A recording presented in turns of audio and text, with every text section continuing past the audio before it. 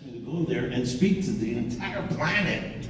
I mean, they've never asked, West Wing to go, NYPD Blue, or Star Trek, or any of the television programs to go speak to the entire planet at the UN?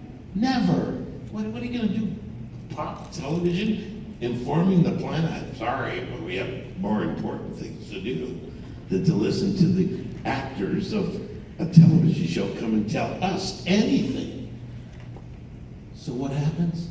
They invite Battlestar Galactica. And I sit there, and the first thing I did is I reamed them. Boom! The entire planet. And if you haven't seen it, you should see it. Google, or go on YouTube and put Edward James Olmos at the United Nations. And you see who's seen it? If you've seen what I said on that, now there's 7 of us in this audience that have seen it. That means you're all going to get your minds blown. I'll give you a little teaser. Are you ready? Yeah. I get up there and they're talking. What they did is they would show 5 minutes of our program, 5 to 7 minutes of our program. And then the person who was dealing with that situation in the UN, the executive director, would speak for 20 minutes about how the UN deals with the issues that we were dealing with in the program. Okay, the very first one to speak was on reconciliation. How important is reconciling with your enemy in this world today? What if we could get the Jews and the Palestinians to relate and stop fighting? What if we could get ISIS and the world to stop fighting? Stop chopping off heads. Doing all this terrorism that's going on the planet. What if we could make people? So we're sitting there. They showed how the Cylons and the human beings had to reconcile. Now the Cylons had wiped out all humanity. You don't know the story, but the story is that we created technology that comes back to kill us, humanity, and they killed us. They wiped us out. They nuked the entire planet. It was over, except for the ones that were in spaceships. And there was like 52 spaceships. And there was 49,000 people that were saved. All the billions and billions and billions and billions of human beings were dead. So we had to reconcile with them in order for humanity to go on. So that being said, the executive director sits down, and it's myself and Mary McDonald and the producers. And Whoopi Goldberg was the moderator. And so we're sitting there, and the place is jam-packed. The UN, there was media from around the world, and the UN was completely sold out. And it's just jam-packed. Every seat was taken. So this guy talks about reconciliation and the different races that were represented. When he got done talking, I said, we've been sitting here listening to one of the great human beings on the planet, a person that every day his work is to do nothing more than try to bring reconciliation between people that are at war with one another. That's all he does here for all of us, the entire planet. That's what he does. And he just finished using the word race as a cultural determinant, meaning that there is a white race, a brown race, a black race, a yellow race, an indigenous race. And I looked at him and I said, you're wrong. There's only one race, and that's the human race, period. And of course, the people that you just did, and got the feeling that you just got, and the entire planet went, what? I said, yeah, you are wrong if you use the word race as a cultural determinant. There's only one race, the human race, and inside that human race, there are incredible cultures.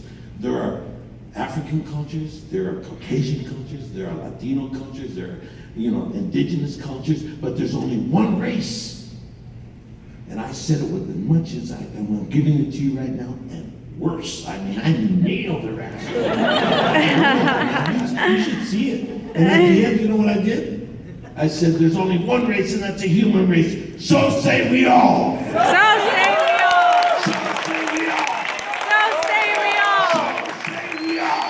So say we all. And the place went ballistic.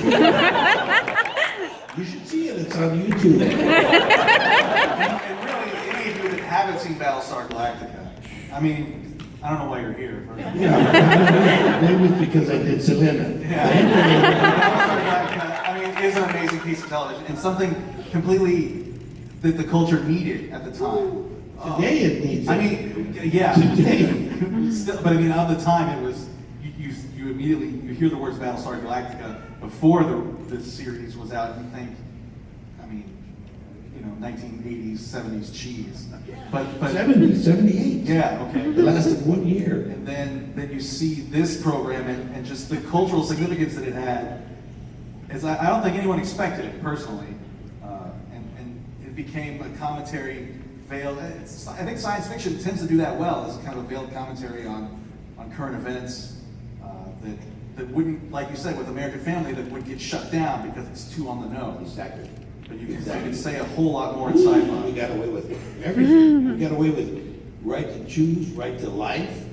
You people that are right to choose, right to life guys that are fighting each other, watch that program. Good luck.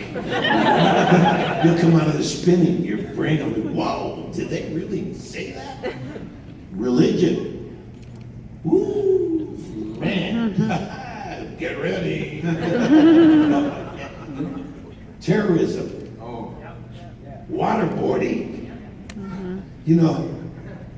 I'm not kidding you, man. Suicide bombing. Yep. I mean, we made people understand why suicide bombers exist. Are you ready for that? Are you ready to be able to understand why people commit suicide and take out innocent people who don't have anything to do with anything for the cause that they believe in? Get ready, man. You're going to get your minds blown. I'd say other words, but they're a little It's, bit. I believe it's on Netflix. I mean, Well, it was. They pulled it down. You go guys- find it. Go find Go Battlestar. find it. There's a lot of people that have it, all right? All right, let's go and move on. Go ahead. Next gentleman here. Man, that was deep. I don't know if I want to ask my question anymore. Oh, make up another one. They say be inventive. I've always been a big fan of you, Stand and Deliver, American Me, Selena. But once I heard you got to star in one of my favorite shows, Dexter, I was pretty excited. Dexter. How was There's always one in the audience. Pinche Dexter. Está loco. How was that experience? Man, it was crazy. I'm not kidding you, man. Walking around that set was like,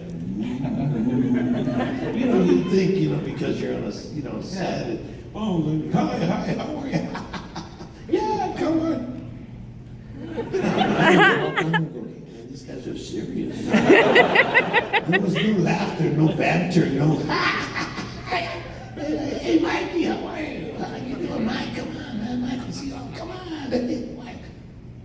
That Michael would walk in and, man, he was nuts. He was Dexter. The moment he got out of his trailer, the way he walked around the yard, the vato was Dexter. It's all cool and everything, but watch the movie, watch the series, and tell me that you'd like to walk around that guy. If you know, the people who are watching the show know what Dexter's like. So you go, ooh, man.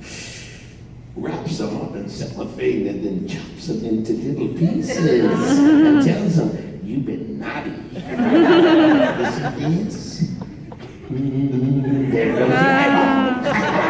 Oh, did it hurt? Oh. Okay, I'll start with your feet. Oh, how you doing? Tacos. I said, this is nuts. And then the get me in there and I'm killing women. I'm just